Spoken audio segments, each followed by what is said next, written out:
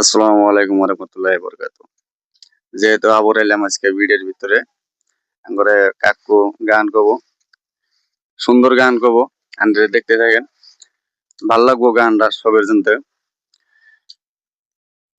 শের বড়াই খায় যারা পুরুষের কামাই, মেয়া লোকের কিসের বড়াই খায় যারা পুরুষের কামাই, কথা না শুনিলে জামার তিন বেলা দইরা কিলাই, ওইরা থাকে পুরুষেরই পায়ায়।